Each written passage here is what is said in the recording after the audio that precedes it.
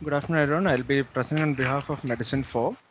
I have a 26-year-old gentleman who has known comorbidities, presented a 5-day history of fever, myalgia, and vomiting, who is otherwise an occasional ethanol consumer and a smoker. Examination-wise, he had a high-grade fever on admission with tachycardia and tachypnea, with maintaining saturation on room air. All other vital signs were stable. Systemic examination also within normal limit. So this will be mostly like a spotter than a case history I'll be presenting this time. So at presentation with this history and examination, we considered acute undifferentiated febrile illness for the patient.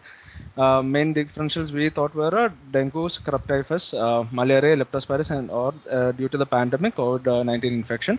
However, on the initial examination, initial lab investigations, and also correlating the clinical findings, all the acute undifferentiated febrile illness which we did was negative. Otherwise, in the investigation summary, blood cultures were negative and COVID PCR was negative. But however, he had a acute kidney injury with a cholestatic picture along with a transaminitis. There was a ongoing thrombocytopenia, and blood picture showed a leukocytosis with a neutrophil predominance. His coagulation parameter was deranged, showing with the PTFTT derangement also with the thrombocytopenia, and we are considering a DIC, ongoing DIC also. Uh, so on day 3 of admission, while we are evaluating, on admission, the patient had uh, developed a shock with warm peripheral, probably a septic shock, went into multi-organ dysfunction, correlating with the investigations, and he was requiring ICU care. So patient was shifted to ICU. Day 3 of admission, the ICU, we started to notice multiple erythematous papillary lesions all over the body. It was mostly symmetrical. Started with the leg and progressed to the arms. Later it progressed to form vesicles filled with serous fluid, and within a week the whole lesion progressed to a crusted lesions. These are the picture of the patient taken with consent of the family. This is how we initially the lesions presented, which are symmetrical with if you can see the ecchymotic patches over the arms and the limbs and the abdomen. Later, it progressed into serous filled blebs-like picture, and the initial lesions also started worsening. And to the final phase, it became a crusted lesions all over the body, again in a symmetrical pattern. So here we have a patient who presented the acute febrile illness, 5-day history of fever and vomiting, myalgia, who later went into a septic shock with a blood picture showing deranged coagulation parameters, developing a rapidly progressing uh, skin lesions, starting with the ecchymotic patch, later progress into a vast necrotic or crusted lesions. First differential we consider was meningococcemia, which progress into meningococcal purpuras or viral exanthems, which is not very common or drug-induced due to any drugs which we have given. Other differential is sepsis-induced or a rickettsial ongoing fever due to the AUFA picture. So considering the history and the positive finding, the diagnosis we came to as a purpura fulminans. Little on the name itself, purpura mainly means a purple or which the term was formed because there was extravasation of blood into the mainly in the epidermal and subdermal region, causing a purple-like lesion on the skin.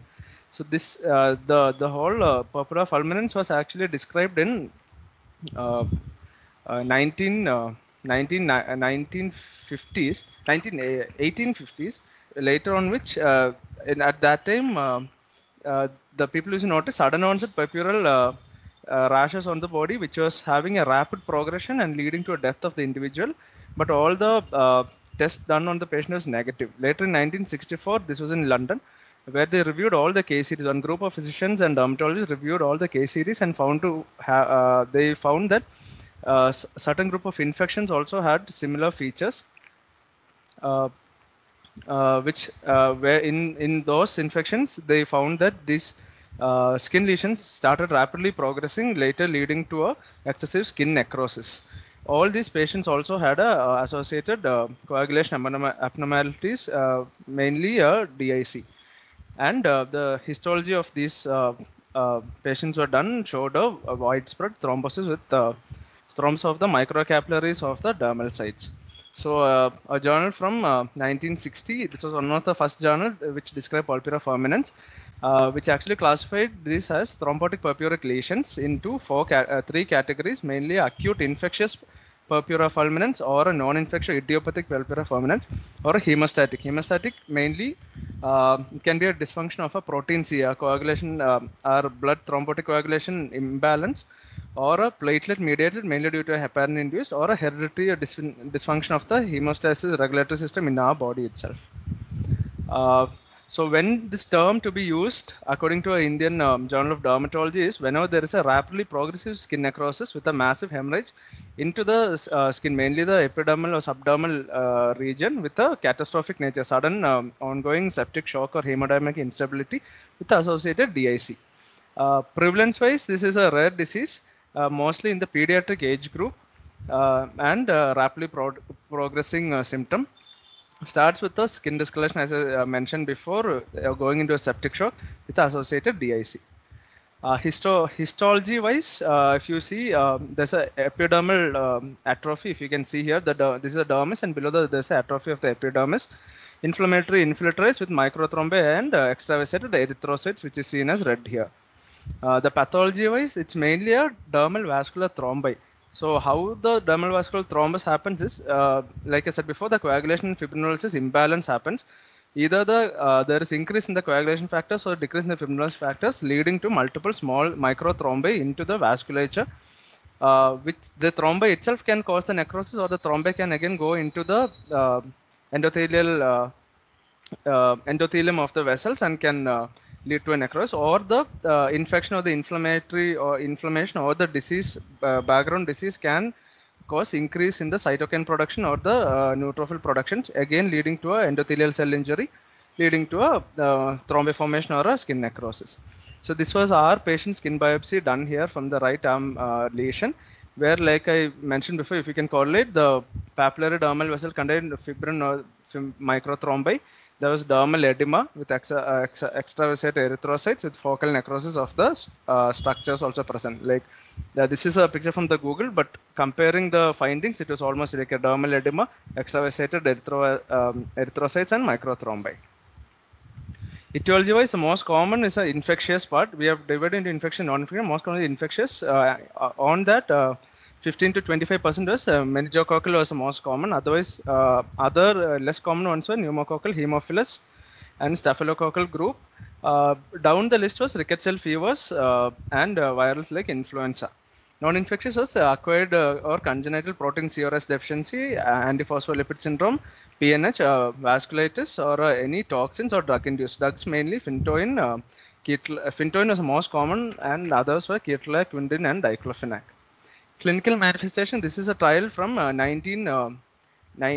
published in 2003, done between 1980 and 1990, taking 28 consecutive cases retrospectively, where they showed the most common feature. The clinical manifestation was a skin discoloration, starting as skin discoloration and fever, and lab investigation showed 92% of people had a DIC, and went into the 85% of them had a septic shock. So they mentioned they have coined a triad for it, which was a skin ecchymosis with the infarction of skin necrosis and later hemorrhagic bullae, also associated with the intravascular thrombosis and a vascular collapse. Mortality, according to the previous study, was 43% out of the 28, where most of the mortality was due to, if you see, most of the mortality due to these patients going into compartment syndrome because of severe dermal edema. And later, people with the surgery showed more improvement than the patient without surgery. But in the previous times, most of the people didn't get to have the surgery, and the mortality was more in them. This is another case series done in our hospital by our seniors. This was done, published in 2014, the case series of 11 patients from 2005 to 2017. So if you compare it with the previous study in 1980s, the clinical manifestation again here was all of them, 100% of them had fever, and second was a headache and vomiting.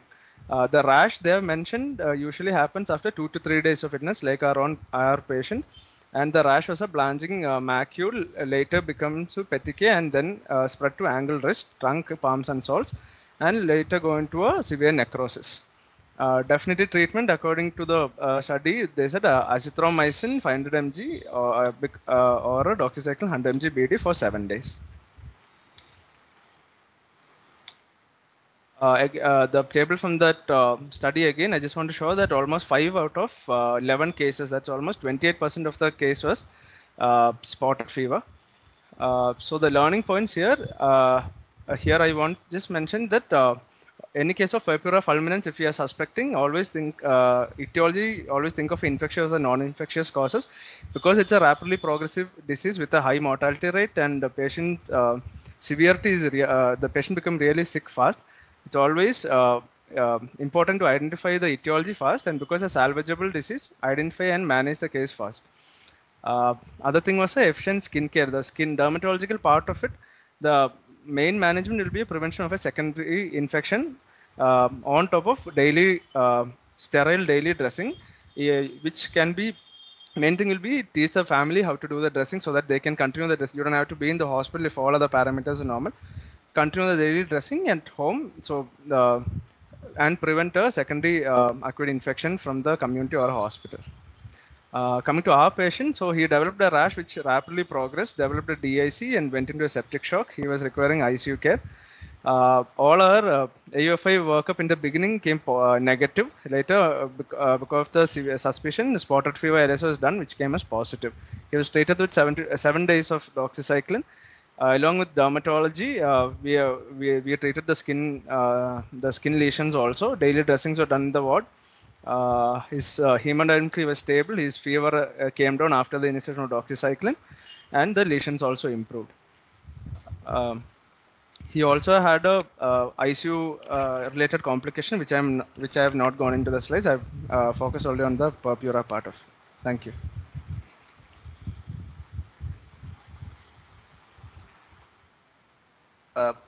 Thank you so much. Nice case.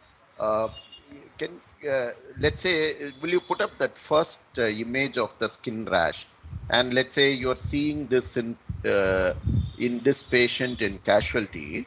What would be your empirical antibiotic of choice, and why do you make that choice? So we have a few other case reports done mostly in no. South In India. This patient, don't worry about that. In this patient, you're seeing this patient in casualty. What antibiotic would you prescribe if presented with fever and this skin presentation? I would consider a meningococcal infection or a rickettsial infection. So I would like to start either empirically meropenem and doxycycline, sir. Sure, that's a good choice. But why would you go for a meropenem? There is always a chance of these cases going into septic shock very rapidly. So you would always maybe like if you want to cover meningococcemia, maybe ceftriaxone itself enough, isn't it? Okay. When would you add meropenem? Once a patient has developed if you are thinking of some hospital exposure, gram-negative sepsis with a purpura fulminans, it's reasonable to have a carbapenem on board at the get-go. But if you're thinking only of meningococcus bar spotted fever like in this patient, you might want to go with ceftriaxone bar and doxycycline, isn't it? Yeah. Okay. So, yeah, thanks so much. Don, do you want to add something? Not much, Abhi. Thanks to Ranju for the presentation.